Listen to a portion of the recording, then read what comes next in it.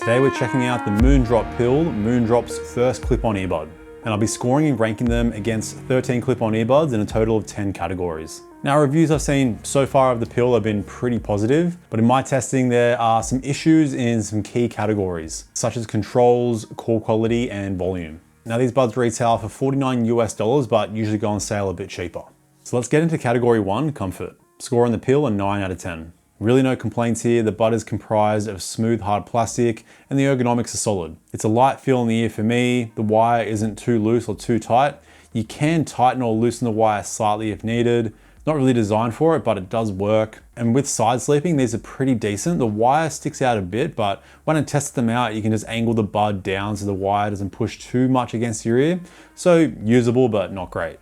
Now, category 2 is the security of the fit, and I'm scoring the pill a 9 out of 10 as well. As I said, the wire tightness is spot on. You can make it slightly tight if you like. So no matter how you use the buds, casually, weight training, running, they should lock in place quite well. The only issue here is that there's no silicone where the bud rests on your ear. So if you get quite sweaty in a workout, for example, the bud might slip around slightly more. So I would have scored them slightly higher if they had some silicone on the actual design. Now, category 3 is the IP rating. Score on the pill an 8.5 as you just get an IPX4 water resistant rating. The highest scored buds to give you dust resistance or a waterproof rating. Still IPX4 is fine.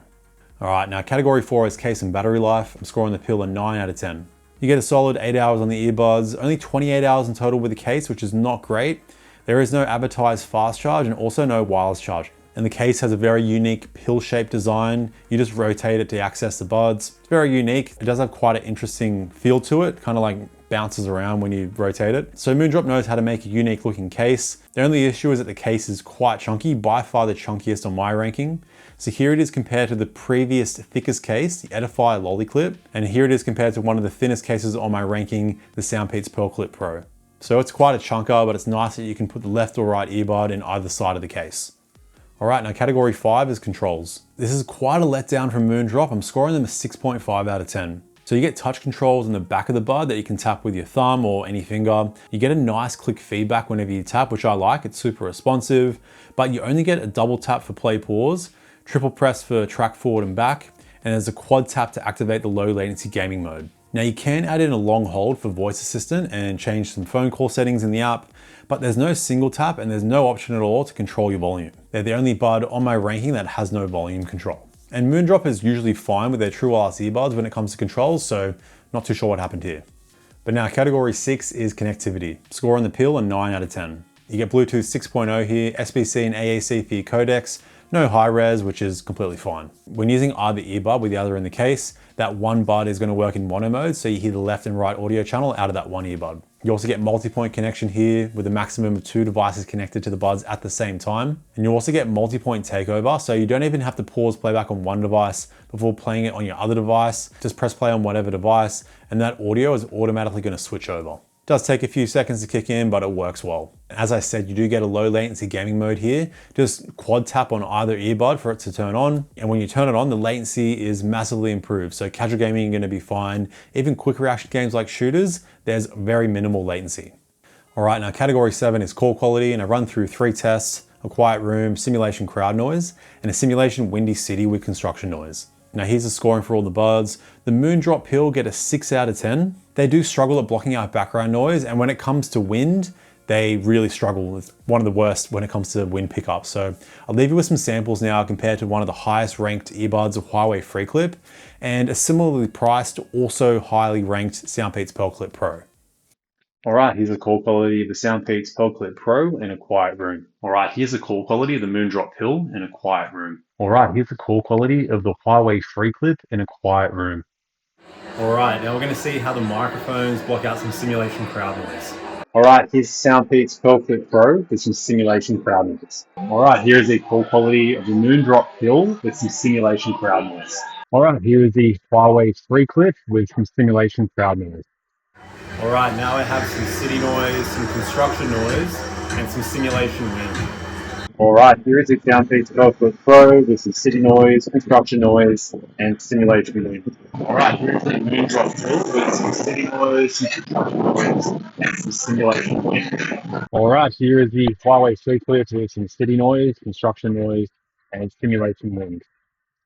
All right, now category 8 is app customization and extra features. Scoring the Peel an 8 out of 10. The app itself is a bit slow, the user interface isn't great, but you do get some unique features. So to access your control customization, be sure to tap on the actual earbud. That took me a while to figure out, but it's nice you can actually do it. That small arrow where it says function settings allows you to turn on multi-point connection. That's also quite hidden, so there you go. You've also got some gain options. Tune EQ has 3 EQ presets, and the online interactive EQ is very interesting. So you can create your own EQ and upload them, anyone can download them, or you can download other people's presets. And they include a 5-band EQ with Q factor and frequency adjustment, so you can really nail in what kind of sound you're looking for. I just downloaded one of the official Moondrop EQs. It was called the in-ear style, that was my go-to, and this massively improved the sound quality for me, which I'll talk about later. Wrapping it up here, you have your user guide and firmware updates. So you get the basics, and the interactive EQ is quite unique.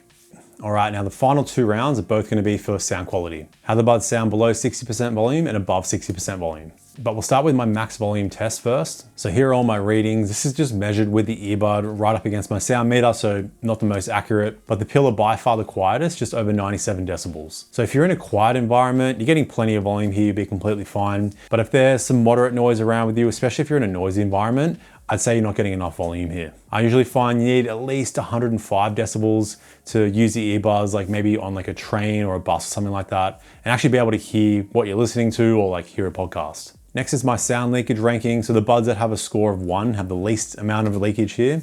So the Peel don't leak too much sound. Just keep in mind with any clip-on earbud, around 60% volume in a quiet room, someone's gonna be able to hear some slight sound being leaked.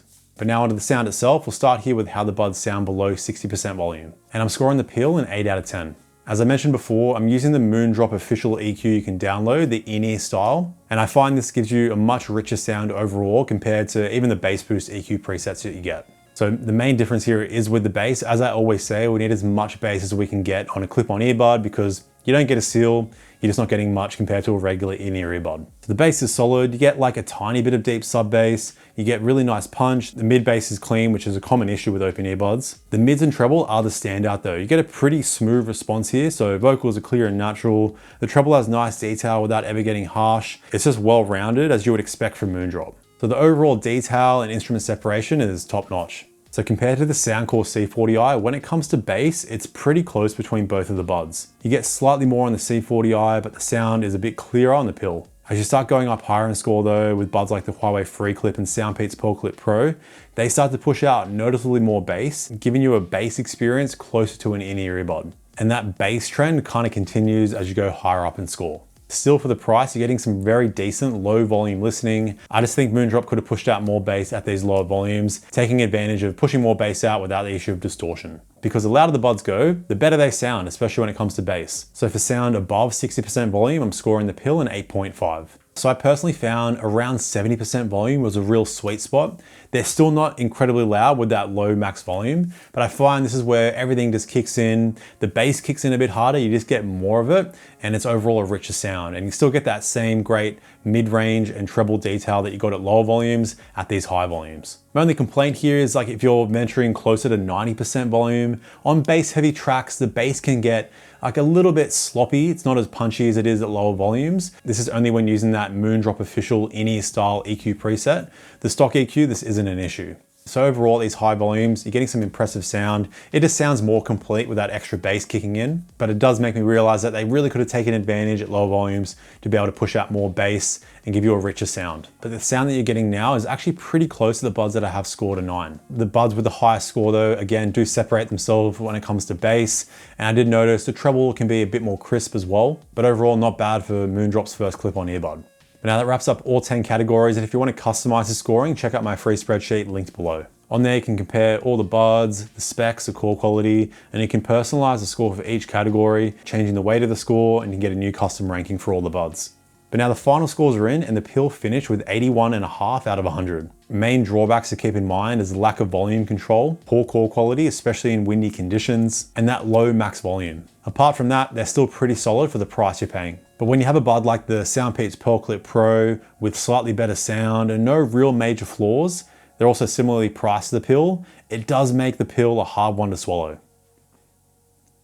Yep. But like I said, this is Moondrop's first clip-on earbud. I don't expect them to nail it on their first attempt. So hopefully the next generation we see some improvements. For more on clip-on earbuds though, be sure to check out this video right here. Thanks for tuning in, stay picky, and I'll see you in the next one.